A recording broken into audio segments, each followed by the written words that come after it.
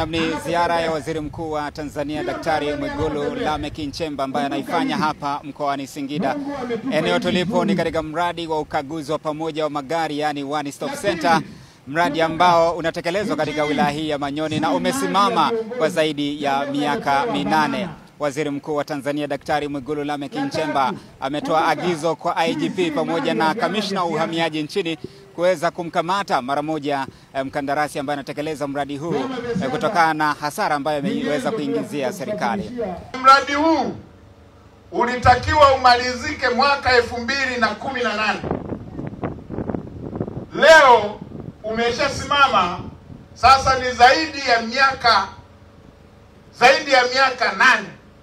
Mwanzoni kulikuwepo na majadiliano yanaendelea ya kisera kati ya mkandarasi na serikali. Serikali ikatatua mkwamo uliokuwepo. Kwa taarifa sahihi nilizonazo, mkandarasi akatangazwa kwamba amefilisika kule kwao, wa kutoka Italia. Alijua amefilisika, hajataka kuachia mradi, hajataka wakandarasi wazawa waendelee na mradi, hajataka kuipa nchi kutafuta mkandarasi atakayeweza kuendelea na mradi huu, hajataka kutoa fursa kwa Watanzania wanufaike na mradi huu. Amefilisika, ameng'ang'ania mradi, amesitisha mradi bila ridhaa ya serikali. Ameambiwa arudishe fidia, hajarudisha. Anadiridari na nikaelekeza na kuja kwenye ziara, amepewa taarifa. Ninazo taarifa, akasema aandikiwe barua, akaandikiwa barua, na leo hii hajaja. Hii ni dharau kwa nchi yetu. Hii ni dharau kwa Waafrika.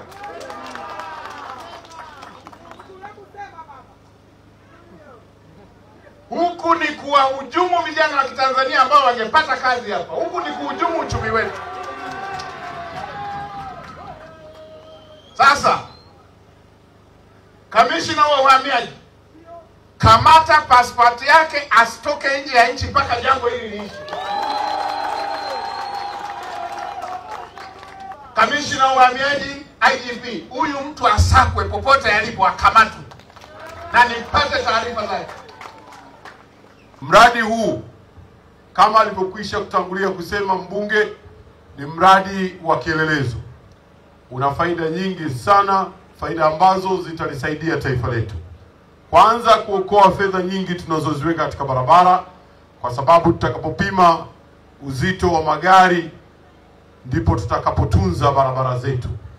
Na ili pia vile vile eneo hili litakuwa ni eneo la kibiashara, kwa sababu watu watapata nafasi ya kuuza biashara hapa, na kwa hivyo vijana na wakina mama watapata nafasi ya kutengeneza fedha za uchumi wao. Sisi Wizara ya Ujenzi ni wajenzi na tuko tayari kujenga. Mheshimiwa Waziri Mkuu, pamoja na mikwamo yote, ninaamini ya kwamba unayo maelekezo utakayotupa sisi wasaidizi ili tuweze kuhakikisha kwamba mradi unarejea, na tuko tayari kuyatekeleza yale yote tutakayoelekezwa ili kusudi tuweze kulifanya jambo hili likamilike. Kwa hotuba ya Waziri Mkuu, wana Manyoni au na mkoa wa Singida tumepokea kwa mikono miwili, kwani utakuza uchumi wetu wa wilaya Manyoni na mkoa wa Singida kwa ujumla na nchi kwa ujumla. Yaani mradi huu kukamilika kwa hiyo muda ambao umesimama kwanza ilikuwa ni kama vile hasara. Lakini kwa hotuba ya Waziri Mkuu, mradi utakapokamilika utaendelea kukuza uchumi wa Manyoni na mkoa wa Singida kwa ujumla na taifa kwa ujumla. Tumefurahi kwa sababu ulikuwa umelala na ilikuwa majengo yanaharibika kwanza. Tulijua kwamba hela imeshapotea hiyo, lakini kwa sababu wamerudi wameamua kuditengeneza, tunafurahi sana. Unaona? Sana pia tutafaidi mambo mengi. Nchi itafaidi na sisi tutafaidi pia wana Manyoni.